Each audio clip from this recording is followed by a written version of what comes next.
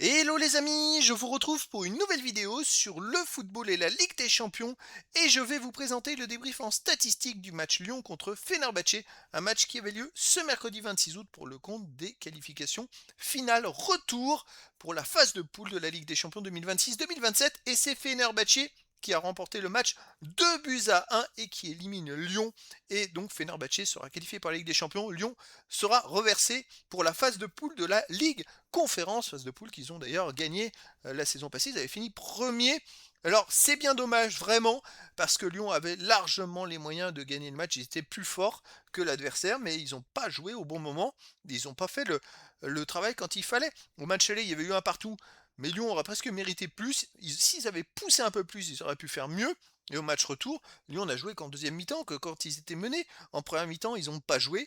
Et puis forcément, de ne pas jouer et de reculer face à des adversaires qui ont des attaquants aussi costauds que Muriki, qui ont des gros gabarits et qu'on n'arrive pas à tenir dans la surface de réparation, forcément, à un moment, il met un but.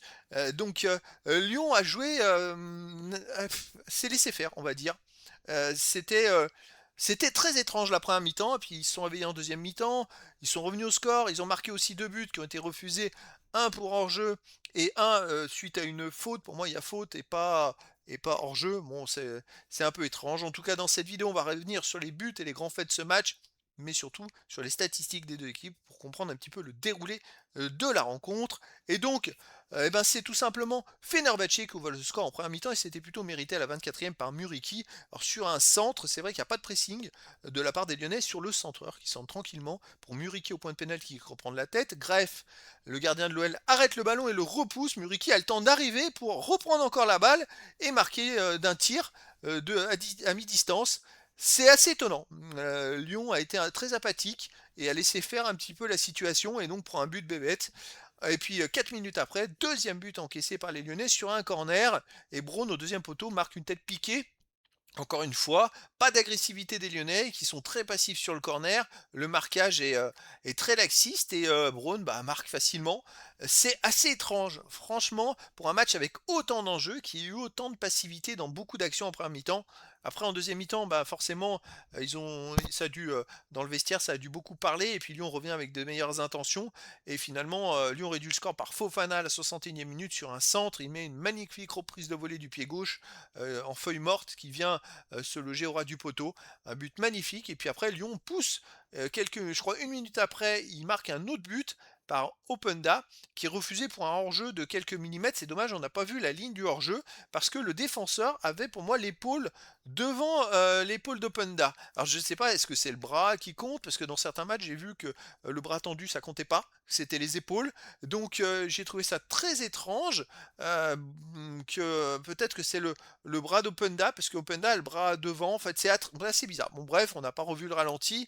Le but a été refusé, c'est comme ça. 5 minutes après, Lyon a réussi à marquer un deuxième but. C'est sur une action un peu bizarre, et c'est vrai qu'il y a un défenseur. Alors, déjà, Boudache, il réussit à percer, et puis il perd le ballon au dernier moment à l'entrée de la surface au milieu de plein de défenseurs, donc il continue sa course. Fofana tire, le gardien adverse relâche la balle, repousse la balle vers un défenseur qui rate son contrôle et qui est pressé par un Lyonnais et le Lyonnais lui rentre dedans après que l'autre ait raté le contrôle, mais c'est pas vraiment, c'est comment on va dire, c'est plus du contact de jeu et ça, pour moi, il y a faute, hein, je vais pas revenir là-dessus, mais c'est plus du contact de jeu, mais voilà, l'arbitre est allé au début valide le but parce qu'après le ballon revient sur Boudache qui est en position de hors-jeu, mais comme c'est le défenseur qui touche la balle, après bon, on va revenir sur la règle, hein, et puis Boudache marque d'un tir enroulé.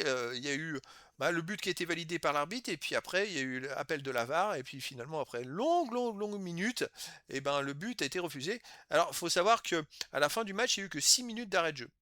Je suis très étonné qu'il y ait que 6 minutes d'arrêt de jeu parce que Lyon a fait 5 changements, enfin je sais plus comment ils en ont fait. Fenerbahçe aussi en a fait autant. Et en plus, il y a eu l'appel de la VAR et il y a eu pas mal de faits de jeu où le match est arrêté et quand le match est arrêté pour la VAR, il est arrêté au moins 2 minutes. Donc je suis très étonné qu'il y ait eu que 6 minutes d'arrêt de jeu. Pour moi, il y aurait dû avoir au moins, 8 ou 9 minutes d'arrêt de jeu. Bon, enfin bref, c'est comme ça, mais moi je compte, hein, c'est mathématique, hein, 9 ou 10 changements 9 changements je crois au total. Pour moi, il doit y avoir 9-10 minutes d'arrêt de jeu. C'est pas possible, avec, des interventions de la VAR, des interventions d'arbitres, du jeu, qui a été cassé à plusieurs actions. C'est pas possible qu'il y ait si peu d'arrêt de jeu. Bon, c'est comme ça. En tout cas, pour revenir sur ce deuxième but refusé à Lyon, le deuxième but, a priori, il est refusé pour hors-jeu. Et oui, il y a hors-jeu parce que il me semble que un joueur en position de hors-jeu, même si c'est l'adversaire qui touche la balle et qui remet la balle, si il n'y a pas intention de remettre la balle, et ben que ce soit d'où vient, que ce soit un partenaire ou un adversaire qui remet, et ben il y a hors-jeu. Voilà, tout simplement. Donc bah, c'est logique en même temps, parce que ça favorise l'OL, le fait qu'il soit tout seul devant la cage quasiment. Donc bon, il n'y a pas contestation. Après, Lyon a poussé, a eu quelques occasions, mais pas grand-chose en fait. Ils ont surtout été brouillons parce qu'ils ont fait rentrer beaucoup de joueurs qui n'ont pas l'habitude de jouer ensemble. Il y a eu beaucoup de recrues. Et je dirais que Lyon a raté sa première mi-temps. Ils avaient largement les moyens de gagner le match. Puis après, en courant le score à moins de buts, c'est pas pareil. Il y a beaucoup plus de stress. Les actions sont moins construites. Ça joue pas pareil. Lyon aurait pas eu ce moins 2 à la mi-temps. Ils auraient gagné le match. Ils étaient au-dessus de cette équipe. Il suffisait de mettre du rythme. Et puis en mettant du rythme, les adversaires avaient beaucoup de mal. Mais en première mi-temps, ils ont joué mou. Et quand on joue mou face à une équipe qui a des grands gabarits, et ben ça les aide les grands gabarits. Donc c'est dommage. Lyon a donné le bâton pour se faire battre et Lyon s'est fait battre une nouvelle fois dans un match en jeu. Lyon n'a pas été à la hauteur de ce qu'il fallait faire. Il fallait mettre de l'intensité dès le début, mettre du rythme dès le début du match. Et puis surtout avec le banc lyonnais qui est largement supérieur au banc turc, et ben c'est pas grave après. Même si les joueurs sont cramés sur le terrain, il suffit de faire des changements et ça aura amené quelque chose.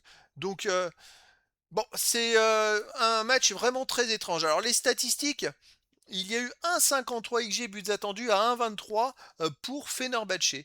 Donc Fenerbahçe a eu plus de XG que Lyon. Donc c'est presque logique, hein, la victoire 2-1, même si c'est très léger quand même, c'est un peu chanceux. Possession de balle, 59% à 41% pour Lyon, 447 passes tentées à 309, 396 passes réussies à 244, 88,5% de passes réussies à 78,9%.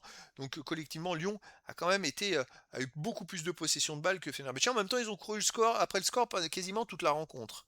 Les occasions manquées, 2-0 pour Lyon, 17 tirs à 15 pour Lyon, 7 tirs cadrés à 6, mais pour Fenerbahçe, 4 tirs bloqués à 3 pour Lyon, un poteau partout.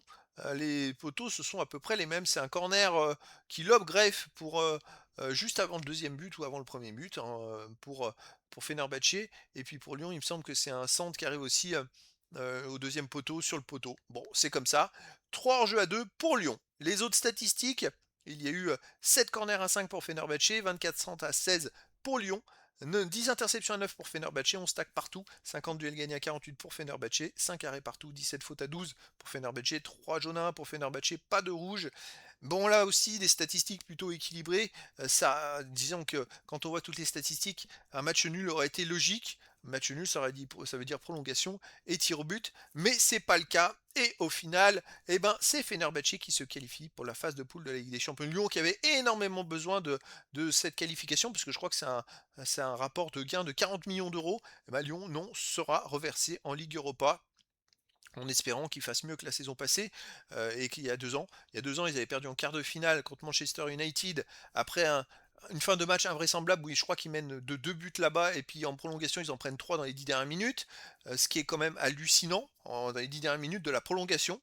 Ils sont éliminés comme ça et l'année passée ils finissent quand même premier de la phase de poule et ils se font éliminer bêtement contre je crois, le Betis Séville ou oui je crois il me semble ou le Celta Vigo peut-être, le Celta Vigo en match et match retour, match aller un partout, Lyon ultra domine le match mais ne fait pas la différence, et match retour ils ont un rouge au bout de 17 minutes, ça tue le match et ils sont éliminés. Voilà, alors qu'ils avaient normalement la possibilité d'aller la gagner.